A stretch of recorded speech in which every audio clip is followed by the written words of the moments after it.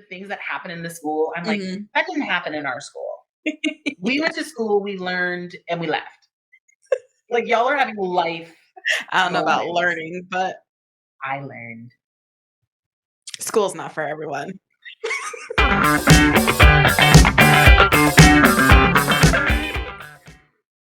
Hi, everybody. Welcome to Movie Night with the Youngs. We are back inside because last time it was just too cold out, and I think we didn't want to freeze our butts off again. I am Brittany. And I'm Nicole. And we are here for another movie, our first 80s movie that we've done. And also, it's the last sports movie. We are done with the month of November. So we're moving in next month. Actually, I'll tell you at the end. Why spoil it now? Keep it a surprise. Yeah, I'll keep it a surprise. But for now, if you are new to our podcast, we are two sisters who are going back through the movies of our childhood to see how they affect us now as adults.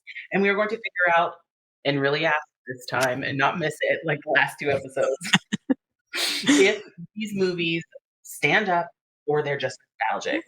Like I said, we are doing the basketball classic question mark Teen Wolf from 1985, which was directed by Rod Daniel, starring Michael J. Fox, Susan Ursetti, James Hansen, and Jerry Levine. And it is about a young, well, that's one of my questions. A young high school student who all of a sudden goes through some changes and finds out that he is actually a werewolf.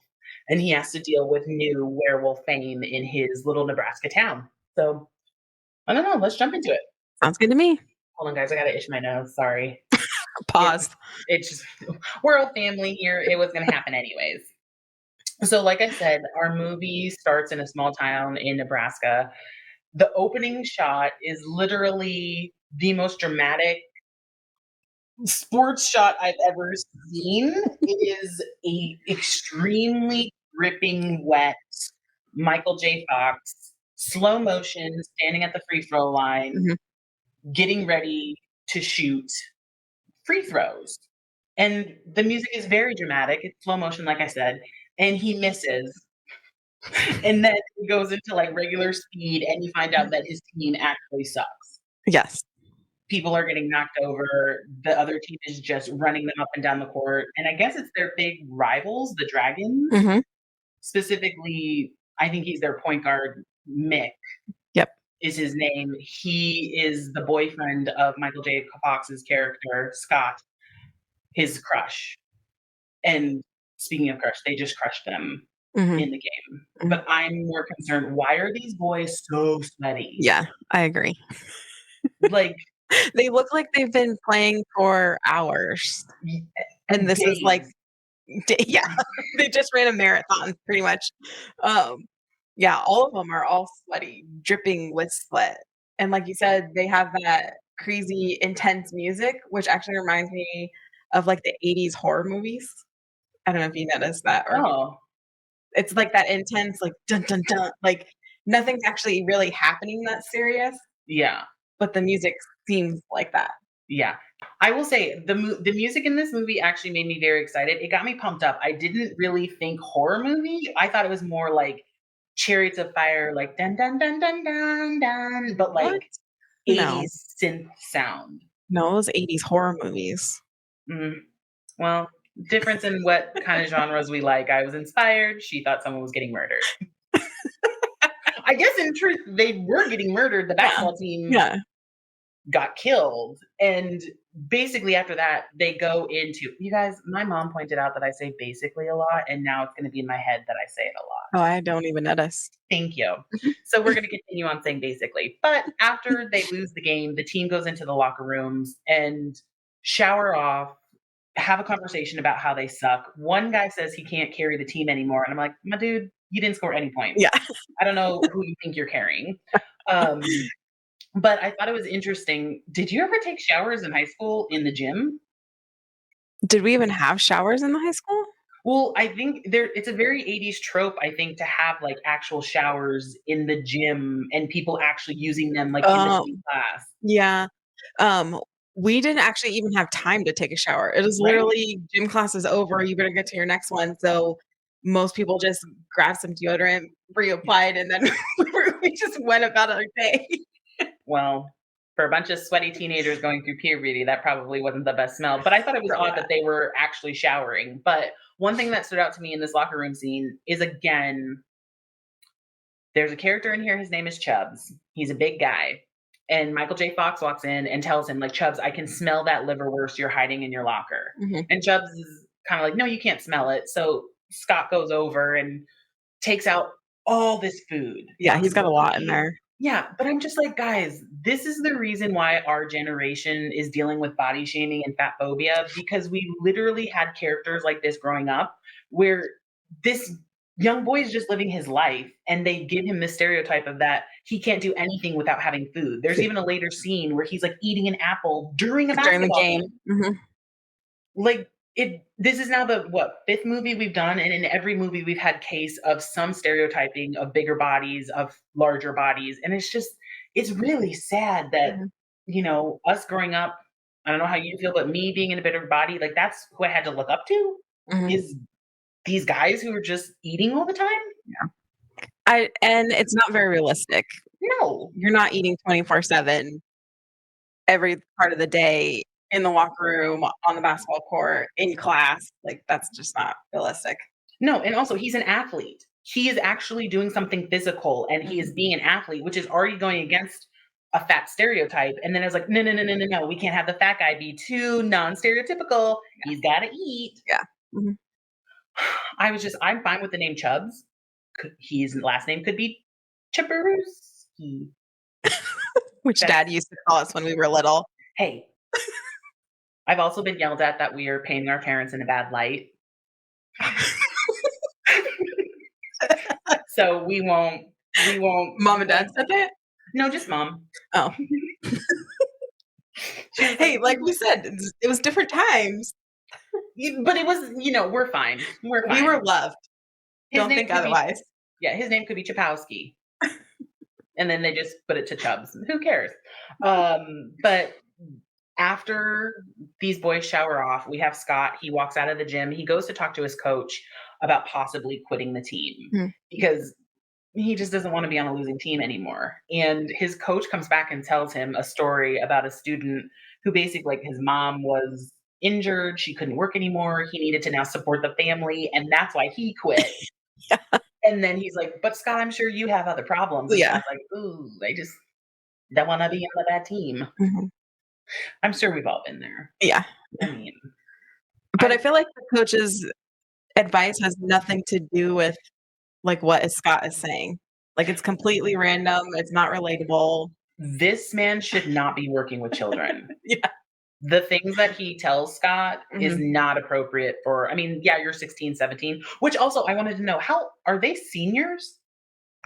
I would assume so. I mean, I would assume They so too, but they never say what year they are. they don't, but they just look old. They do look old, which Way older than seniors, I'm sure. I'm going to talk about that in 2 seconds with another character. But yes, so after he talks to his coach about quitting, he goes to walk to work where he works at his dad's hardware store, and he walks with his best friend, Boof, who she's fun, and I'm also just like, oh, baby girl. She has an unrequited love for Scott, and she's actually very upfront that she likes him. And when they walk to school, well, they walk to the hardware store, excuse me, he basically tells her, I'm tired of being average. Yeah. I don't want to be average anymore. Like, I want to be someone better. I want to be someone that Pamela, who is his crush, will notice. And Booth tells him, like, you can do way better than her. Again, doing that whole, like, do you like Nicole? Yeah. And then he says, no, I like Britney. Yeah. Poor Booth. Yeah. And I think she talks about it every interaction that they have together. Like, it doesn't matter what it is, but she has this way where she kinda interjects that, "Hey, I like you. Let's do something about it." I mean, I was thinking about this. I don't know that I knew your crushes until maybe, like, after you were out of high school, but I think you definitely knew mine because I, growing up, had, like, no fear. Like, I would tell guys I liked them all the time, mostly in the hopes, truly, that they would tell me that they liked me and we could date, or they would tell me the reason that they didn't like me wasn't because I was fat. Which is sad, but, like, I was waiting for that moment, and then one person did tell me that he didn't like me because I was fat. and it turned my life around, and I was no more open as I was. Shame. Yeah. But I don't know. I was like thinking of your crushes in high school. I was like, I don't really know that I knew any of them. You don't have to tell people, but who were they? Well, we're all like, in our 40s now, so it doesn't even matter. I know, but I just feel good for Boof. She was a little Mhm. bit too persistent, but like good for her for telling Scott how she felt. Yeah. And they grew up together, right? I Yeah, they're believe. like best friends for a while. Yeah. Yeah. Yeah, so she was telling him what he was worth and what she was worth. Mhm. And Um, oh, go ahead. sorry, I think too, the conversation of him where he's talking about being average was really sad to me. Like, he Oh, felt like his life isn't good enough right now. mm, Um, I mean, he wanted to be with Pamela, and that's kind of his motives behind it, but it yeah, just made me feel sorry for him, like, you had a good life, you know what I yeah. mean? Kind of like, yeah, the coach was saying, like, I'm sure you've got real problems, Yeah. and he didn't. He was just a 16-year-old boy Mhm. going through Yeah. puberty. But he gets to the hardware store, starts working for his dad, which is another thing where he's like, I don't want to end up working in the hardware store with my dad forever. But while he's in the hardware store, he starts getting kind of these changing feelings. One of them specifically is that he keeps hearing a very high pitched whistle Mhm. that is hurting his ears excruciatingly. Yeah. And he finds out that it's a kid in one of the aisles blowing a dog That whistle, was all. Mhm. which is kind of the first inkling, like, us humans can't hear that, but, like, dogs can. Yeah. But it made me think, you find out later that his dad is in the same boat. Why didn't his dad hear the whistle? Well, because I think at that point, the dad has had this, like, Training? other stuff other self for a long time, so he can control it, basically. So when he hears sounds, I don't think it bothers him Yeah, anymore. Whereas Scott, this was the very first time, came out of nowhere, he really didn't mhm, know what to do with it. that's true. I mean, it's a great misdirect. It does set you up to think that, like, Scott's dad doesn't know what's going on, but Yeah, I was just like, "Why can't he hear it as well?" yeah. Um, but Do they he sell dog whistles in hardware stores? I think hardware stores and small towns just smell just oh my god, just sell everything. Oh, that I makes mean, why sense. not? I mean, it is metal. You find metal in the hardware store, Sure. so why not? Yeah. Yeah, it makes sense to me. Mhm. I don't know, but Scott then goes on a run to the high school where Pamela is performing in or rehearsing for the school play, and he brings in all this paint, this, nails, wood, all this stuff. I found it very odd. Well, 2 things. The first one is she's performing a play. I don't know what the play is, but it Mhm. seems something to do with, like, the Confederate South. Why? But she's the only person in the play. Like a one-on-one rehearsal, which is a little creepy. Yeah, and the director of the play, who she calls by his first name, Kirk, which is just awfully uncomfortable in a high school setting, he keeps telling her, More sensual. Mhm. more sensual, Pamela." Yeah, What? yeah. He also calls her babe at one point. I don't know if you caught it. Oh, I didn't Mhm. catch that, but I mean, I thought it was playing into that whole stereotype of, like, the hot teacher. Like, you always have a crush on that one cute Mm, teacher, and, like, now as an adult, I'm like, "That's just not appropriate." yeah. While Scott is there, he asks Pamela if she's going to the party tonight because he wants to take her, and while he's doing this, more changes start happening to him where his hands start to get really hairy, Harry. Mhm. and he tries to cover them, and while he's covering them, in comes Mick, his rival of the other team, Pamela's boyfriend. Here's where I was talking about how they look older than seniors. He looks like a grown ass man. They all do to me. But Michael J. Fox could pull it off. But like Mick looks like 25, 26. They probably are. And I'm trying to figure out, is that just something in Hollywood where they're like, the hot guy of the movie has to look older Could because be. that's why the girls go for him? Is he feels old? Ugh, Mhm. not feel, that feels creepy. But Yeah. like, I don't know. I was just like, dude, you have a family and kids somewhere. Like, you're a grown ass man. Like, at least in Greece when they were in their 30s, we bought it. But like Mick, I'm sorry, I don't Yeah. buy. Mhm. He looks old. Yeah.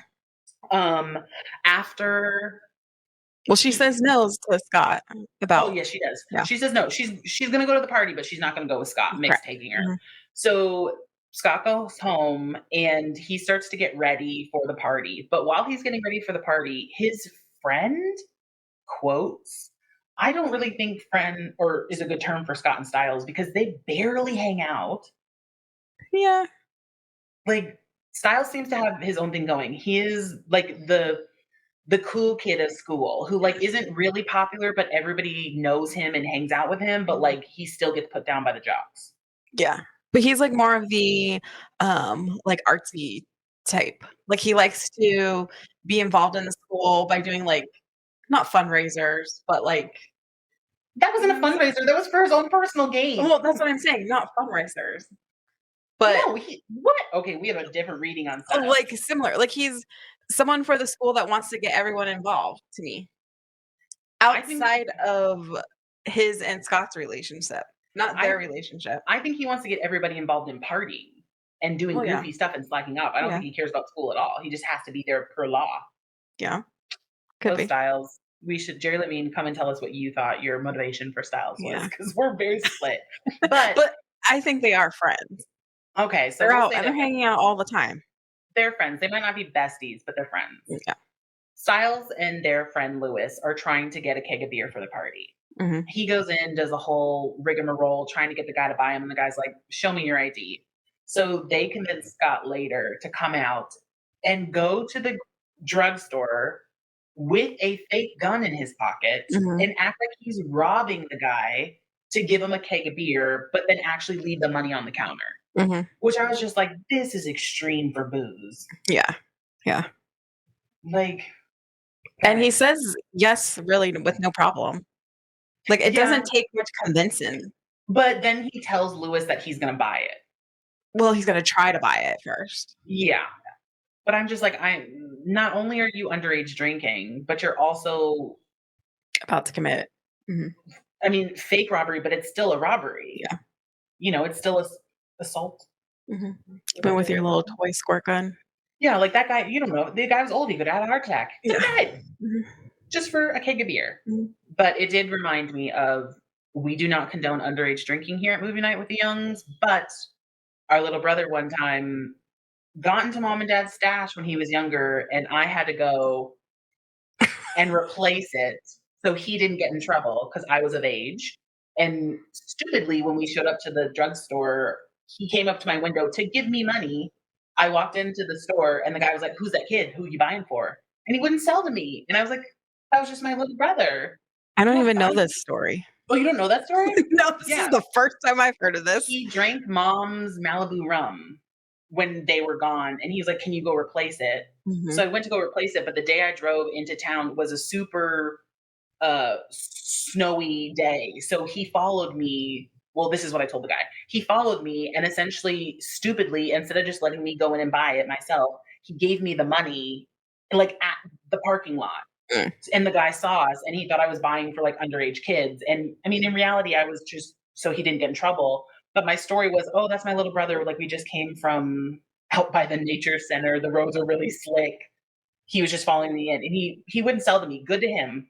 Yeah. He wouldn't sell to me, which I appreciate, but I had to go to another place and I was like, "Dominic, about to get me arrested." See what happens when I'm not around? Clearly. Oh, see what happens when I'm not around, where I'm trying to help my brother out of a tight bind?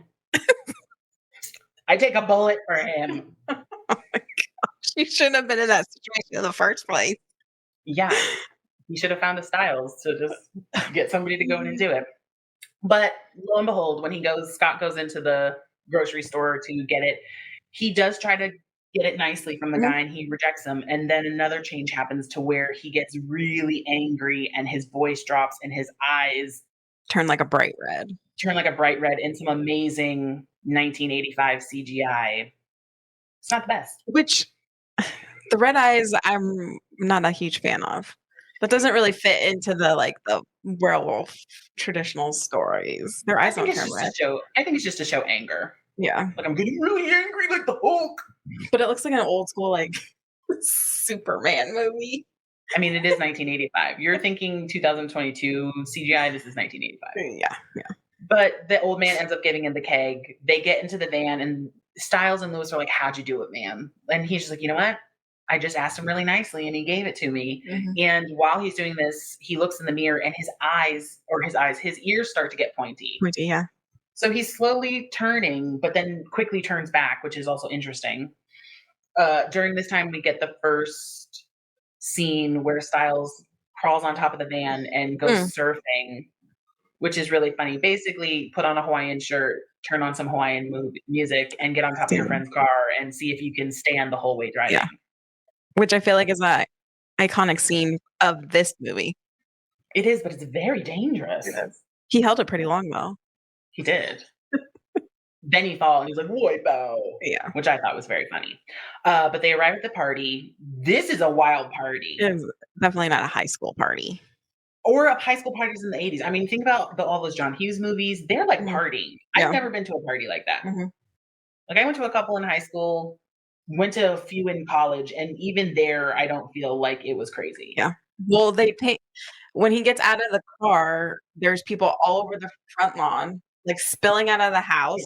They're in a neighborhood. Like, Yeah. their neighbors are like, "Don't worry, kids, have fun." Yeah. The houses, like, are, like, 2 feet apart from each other. Yeah, and nobody calls the cops. Nebraska. Y'all are so friendly. But yeah, they have people there. Like, Styles, again, is like the MC of every event that's happening at this party. One of them is that they're not naked, but they're stripped down people on the ground, tied together, wrestling and In whipped cream. Oh, whipped cream. I think it's whipped cream. Cream. One of the cream. The dairy products. But I'm like, what is the purpose of this wrestling? Yeah. But also, what two high school kids are confident enough in themselves to be like, "Yeah, I'll strip down. Yeah. I'll do it."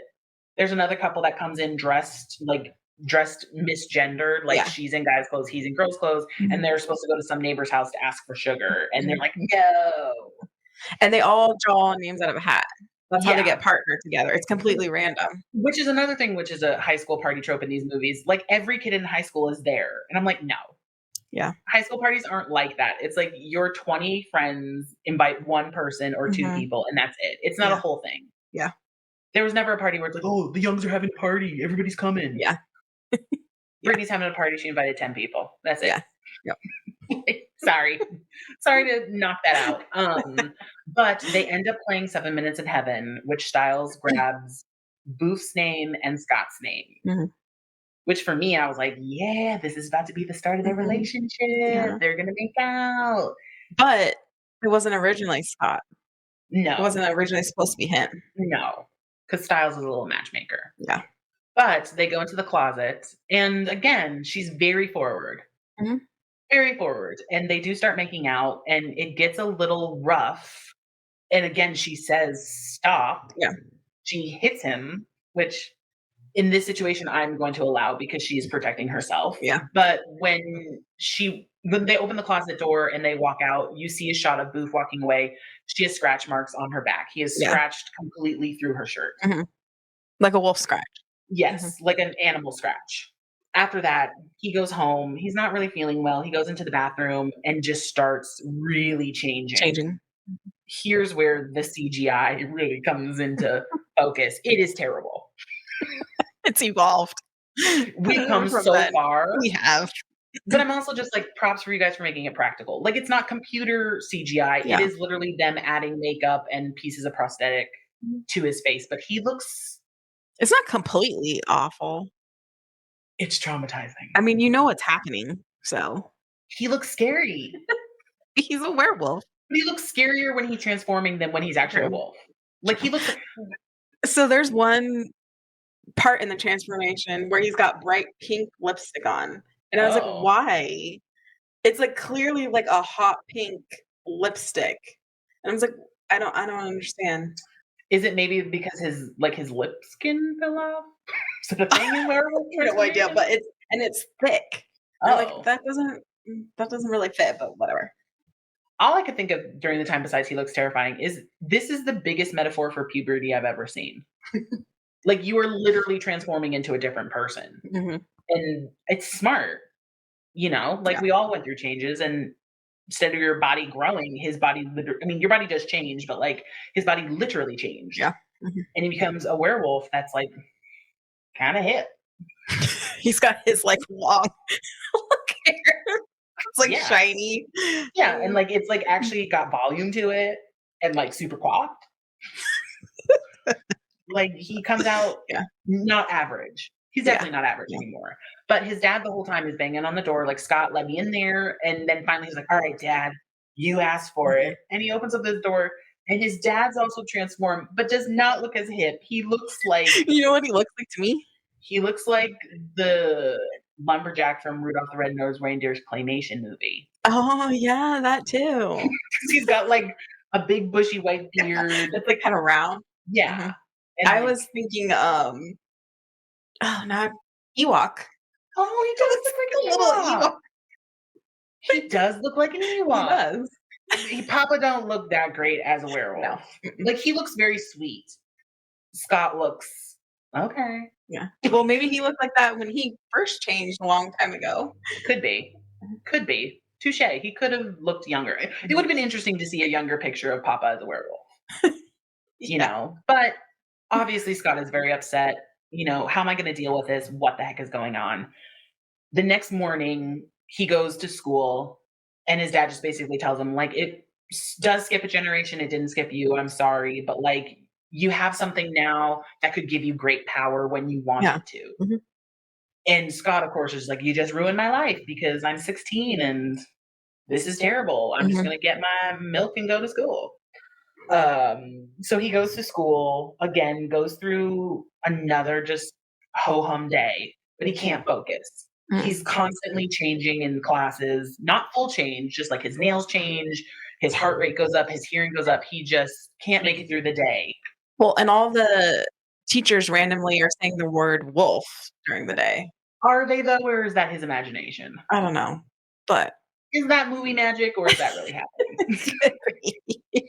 I mean, we'll see. But yes, and he ends up running into the vice principal who, like, what's going on with you? Like, he knows something's going on. And we find out later that he knew his dad was a Yeah. werewolf and they gotten into an altercation. And he now knows that Scott is changing and wants to, like, keep him under his thumb. Mhm. But Scott basically, there it was, take a shot. If you're playing the movie night with the Young's drinking game, I know all of you are. But Scott goes to talk to Styles to tell him, like, listen, something's happening with me. And this scene was very surprising to me because, first of all, Styles' first feeling is, "Are you going to tell me you're gay?" But he uses a very derogatory Yeah. term, Mhm. and then Scott repeats it, and they repeat it multiple times, and that kind of hurt my heart because I'm like, Michael J. Fox. I know it's the 80s, but like I just wish he was a little bit better and said, like, can we cut that? Or my character doesn't have to repeat it. Yeah. Yeah. Well, and they act like it's the worst thing ever, and their Again, friendship's gonna be completely over if this happens. yes, which is funny. And it's not funny, but you find out 2 seconds later, Scott actually he says, I'm not gay, but he does transform into a wolf. And Styles is totally He fine loves with it. it. Yeah. He tells him he's beautiful. Mhm. And he's just like, this is the best thing. And like, what can you do? And basically, Scott's like, well, I can smell that stash you're looking for. And he like goes and finds like a bag He's of drunk. marijuana. Yeah. Did not notice any of these as a kid. Yeah. Yeah.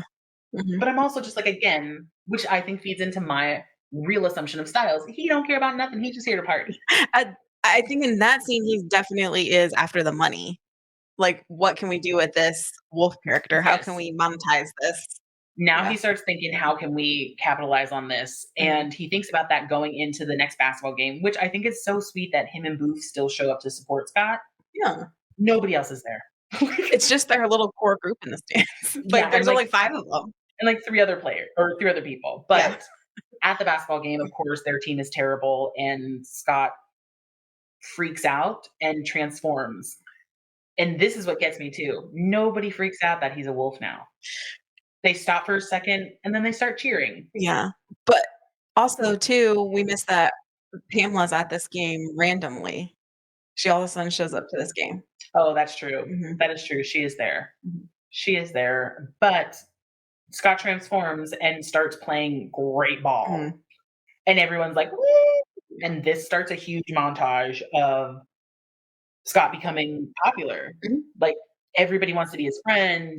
You're right. They're making t-shirts, they're selling Mhm. buttons, they're doing all these kinds of things. The sad thing about it though is at one point Scott says like to Styles, let's grab Lewis and let's go do something. And Lewis, his little friend, he doesn't want to be around him because he's Yeah. scared. Yeah. And like you see a couple scenes where Scott says like, "Hey Lewis, what's up?" And he doesn't want to talk to him. They don't really touch on that a lot.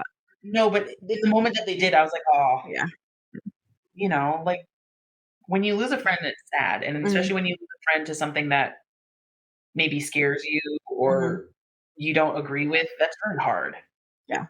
So I felt for Lewis, but in the next few, 20 minutes of the movie, basically Scott goes back and forth between being the wolf, being Scott. He's the wolf at school and people are fine with it. Like, he even pats one student or one teacher on the butt when he gives her an A. Oh, uh-huh. Yep. Yeah, I was like, And she pats him on the head.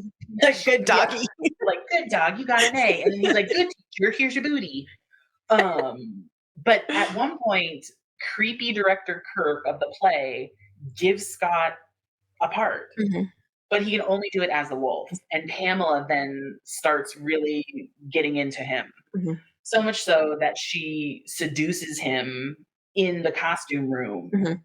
Like, they have sex in the costume room, and I'm like, "Who's having sex at school?" Yeah, Like, clearly they 80s are. 80s movies make it sound like teenagers are having sex nonstop anywhere and everywhere. Yeah, and drinking and doing drugs, I feel like, across the movies. Yeah, where parents or teachers are just, like, 2 seconds away from walking in, but it's like, "Don't worry, we finished up. Yeah. You're too late." And again, they're having this private rehearsal again. Like, is anyone else in the play? No, just them 2 in Confederate South. Just Scott the werewolf and Pamela. The Bell and the General. Yeah.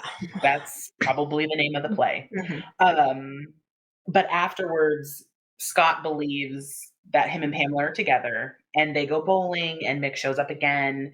And when Scott takes Pamela home, she basically tells him, like, "This was just to get Mick jealous. You think we were gonna be together?" Well, I find it interesting too, back to the bowling scene, Mick kinda comes up and is like, "She's still my girl. You're just having a date with her tonight. Yeah. Are we sharing? I mean, What's this?" we definitely dated a lot in high school, and we know how this worked, so, no, I have no idea why. I think it's just one of those it's the fickleness of, Mhm. I like you one day, but then the next day, a more appropriate werewolf comes along, Yeah. and I'm into him now. Mhm. But Scott asks Pamela to the spring dance, which Mhm. makes me feel so funny because 'cause I'm like, all Michael J. Fox movies have some kind of dance Dance, yeah, gimmick. they do. Enchantment Under the Sea from Back to the Yeah. Future, the Mhm. spring dance from Teen Wolf. Yeah. That's all I can think of, but I was gonna I made it seem more, probably but because it's in not. Back to the Future, they replay that scene multiple times, it seems like a lot. Yeah, they do. They do. But they don't go together.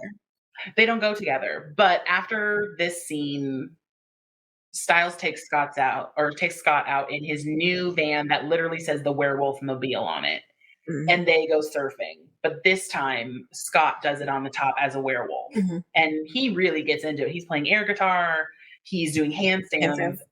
and he passes his dad's Mhm. workshop or hardware store. And that night, his dad basically tells him, like, along with this gift, you have to be smart. Yeah. And he tells him when he was a kid, he turned into the werewolf out of anger to the vice principal now. And he's kind of regretted that choice since. Mhm. And just telling Scott, like, just be careful. Just Yeah. be careful. And the next day, Scott goes to walk to school with Booth and asks her to the Mhm. dance. Very sweet. Eh, But she wants to go with Scott, not the that is werewolf. very. She says yes, but as long as you go with Scott. Mhm. And Scott basically says I can't because they want the wolf. Yeah. Scott's not cool, Scott's just which is not happy sad. in his own skin anymore. Yeah. He realizes he wasn't average when he was the wolf, so that's what he wants to be. Mhm. So basically, she says, "Save a dance for me." We go and get ready in a weird Saturday Night Live montage. Even the outfit. Yeah, literally. What is the song? Where he's getting ready? Yeah, is it Night Fever or is it Staying Alive? I don't I think think it's it's Staying Alive. I don't think it's that. no, I actually think it might just be the instrumental beginning of Staying Alive. Oh, could be. Guys, we watched the movie, we never Mhm. remember. But he's getting ready, and he's literally in, like, a black shirt and a White. white tux, Mhm. and he's as a wolf, and he is drying his mane. I don't know how to say it for a dog. He's drying his It looks very mane. nice. He does look very sharp, Mhm. but he shows up to the dance, and he walks through, and everybody is like, "Yeah, wolf, wolf, wolf." And he goes up to Boof, and she's just like, "Your fans want you." Yeah. But she ends up dancing with Mhm. him in the weirdest So, Thriller dance? that's what I thought when I saw it. I was like, "You're just copying Thriller." Like, for The our YouTube exact watchers, they're move. literally like this, like, Yeah. doing the Thriller dance. So when did Thriller come out? I should know this. 81? It's early Okay, 80s. so prior to this movie. Oh, yes. Okay. But still, it's just Yeah. a little too on the nose. Yeah. But it also starts the tradition of every high school movie have a choreographed dance that everybody knows. Yeah. Like, come on, guys. There's no way these chuckleheads know a choreographed dance. Yeah. But during the dance, Booth grabs Scott and takes him outside, and she kisses him, and it turns him back to Scott. Mhm. And she's like, "There you are." Very Hook-like. "There you are, Peter." We will do that movie, don't worry, guys. But, like, she basically was like, "That's who I wanted Yeah. to be here. Like, give me one dance with Scott." Mhm. And they walk in, and it's so cute because It I think is. that's when he really starts to realize who he has in Booth. Yeah. Mhm. Like, the look that he gives her when they walk in is really sweet, and I Mhm. kind of was just like, "I'm gonna call my fiance. I'm gonna talk to my love." Like, like, it made me feel real nice. Yeah. Yeah. I like them together. I like them together too. They Mhm. look great. They look like brother and sister, but they look like a good couple. I don't see that, but okay. They got that feathered 1980s hair, but they're dancing. And at that point, which I think is very funny, at that point, Mick, who is there with Pamela, Mhm. decides, "Oh, actually, I just got it. Oh, that's so funny. I literally just had an epiphany right now." At the time, I couldn't understand why he waited until Scott was Scott to go Yeah. pick on him. But he did it because the wolf is strong and Yeah. he You knew, can "Oh, punch her. guys, I just had the epiphany right now." Light She's bulb a just little went off. late. Sorry. But Mick goes up and starts picking on Scott, throws a punch, starts calling Booth names, Mhm. calling Scott a freak, Mhm. and then Scott gets pissed and the wolf comes out Yeah. and he gets violent and everybody gets scared. Yeah. And when they leave, that's when he decides, "I'm not gonna do the wolf anymore." Yeah. For some reason, that scene, like him calling him a freak and stuff, reminds me of the Carrie scene. Carrie? Yeah, like in the stadium. "They're all gonna laugh at you." We have Just to do like a messed up high school month because there's so yeah. many movies out there where it's just like, what high school were y'all going to? Like, I get that this is a fantasy, but like honestly, the things that happen in the school, I'm like, Mhm. that didn't happen in our school. We Yeah. went to school, we learned, and we left. Like y'all are having life I don't know about moments. learning, but I learned. school's not for everyone. Stay in school, kids. Yes, please. Stay in school, or else you will be on this podcast. Oh boy. But we have to have a month like that because there's Yeah. just too many crazy things happening in schools. Or we just went to like the one school that was a dud. That could be 2. Well, I believe it. But after this, yes, Scott decides that he's not going to be the wolf anymore, and you Yeah. start to see how it affects him at school. Not as many people are hanging out with him anymore. Yeah. He basically has to quit the play because Creepy Kirk, the director, has said like, "I gave you this part as the wolf, Mhm. not as Scott." And Styles is pissed off because now his merchandise gear is down, which makes me think that they're not friends. Like, what friend would be like, "I'm going to capitalize on your success and just start selling gear"? Yeah. Like, it's a bit weird. Mhm. But the biggest effect now is that when Scott was the wolf in basketball, because it is sports month, and I swear there's basketball in this movie, he was a ball hog. Mm. Guys were literally just standing on the court. They didn't even go down to the second half of Yeah. the court. Mhm. He was a ball hog. Which was awful. Yeah, but now that he is Scott, they're in the championship game. And they gotta play. They gotta play. Super sweaty. Once again. Super Like- sweat. Like dripping. Dripping sweat. The crowd is full. People are now supporting the team. They got cheerleaders now. Like They're it's the wolf mascot. Yeah, wolf mascot. It's a huge deal, yet they still suck because the score is like 30-12. Yeah.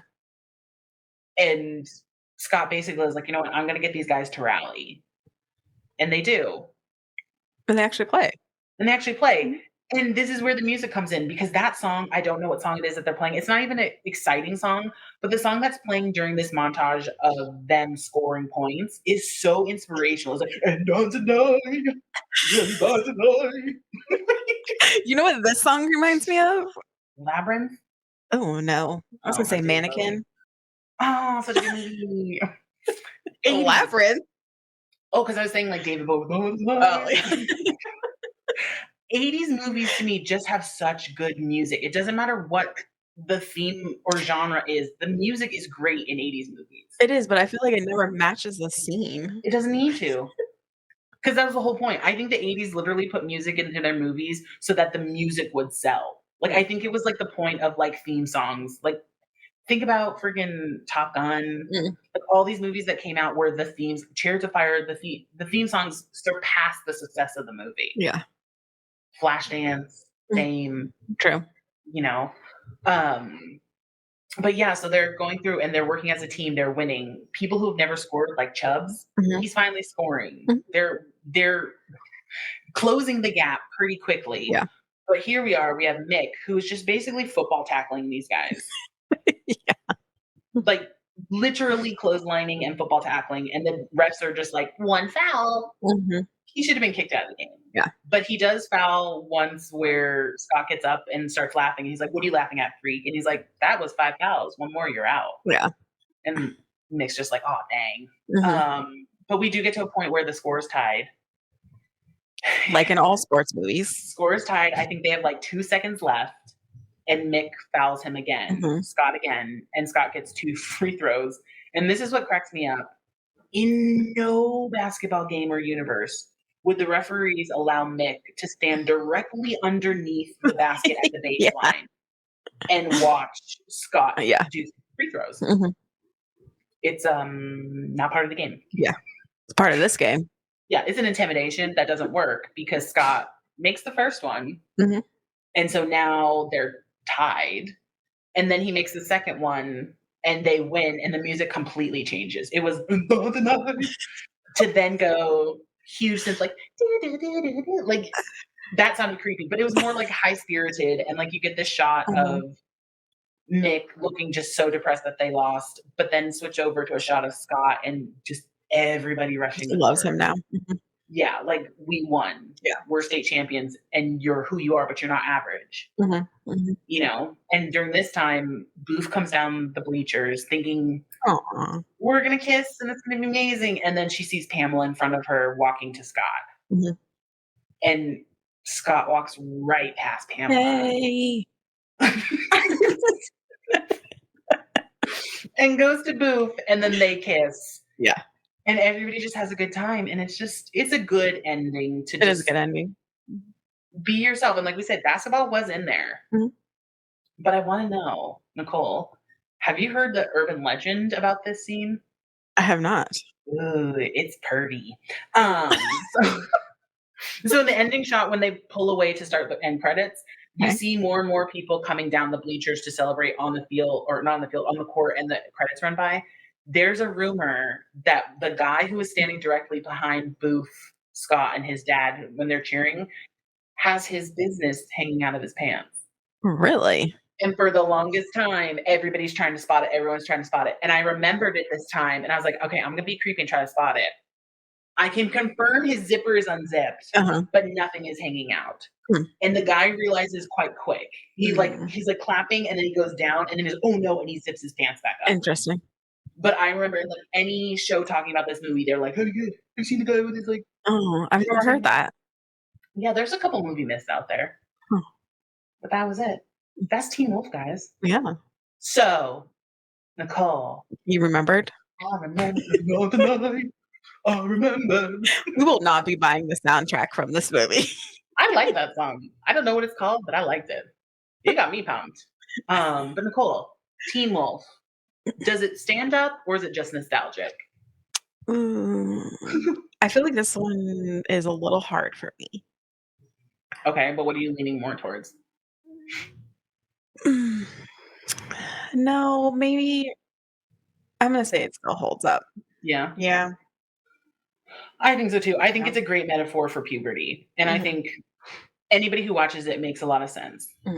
I will say though, as a kid, didn't think anything was wrong with it. Growing up, I was like, this movie's so inappropriate. Like when I first started it, it literally said on Amazon Prime, warning. I have it written Abuse, down. alcohol. Yeah, I noticed that too. Violence, foul language, substance abuse, alcohol, sexual content. Yeah, I do remember that.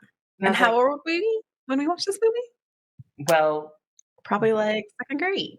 Yeah, I was about to say, I mean, it came out in 85. I definitely think I was below 5 the first time I watched it. Not appropriate, mom and dad. We turned out fine. It's all good. Yeah, we're now just questioning, like, what does the werewolf do to get his hair to look like that? Good for her for smacking him. It affected us in no way other than we need to literally know questions. But it is a great movie. It is fun. It does have a sequel that we've never seen. Never. No desire to. Well, it's not Michael J. Fox, it's Jason Bateman now is the character. So yeah, just stick with Teen Wolf. It's a classic. Just stick with the classics. You know my whole rant on classics. Don't mess with the classics. Don't mess with the classics. Stick with Teen Wolf. Don't go to Teen Wolf 2. But guys, that wraps up our month of sports movies. Yay! We had some good sports movies. We had a lot of fun with you guys. Thank you for sticking with us. Thank you for watching on YouTube, commenting and liking and subscribing and sending to your friends. Thank you so much for all of our friends on the podcast platforms, downloading our episodes and subscribing to our channel. We see the downloads, we see the numbers, guys. It's really been amazing. It has been. Next week, it's Christmas month. It's holiday. Sorry. Because we could do others. Yes. But we are coming in. Nicole loves the classic. We are coming in with Home Alone next week. Yes. We're starting our holidays right. What? I was going to say we're starting our holidays off right with Home Alone, but then I just said we're starting our holidays right. ? We're starting our holidays right. Guys, Home Alone. Make sure you watch the movie. Come back here. Comment what you guys want to ask in our lightning rounds. You know the drill. Thank you so much for watching. We will be here next week with Home Alone. We hope that you guys will be here too. Absolutely. Have a good movie night. Bye. Bye.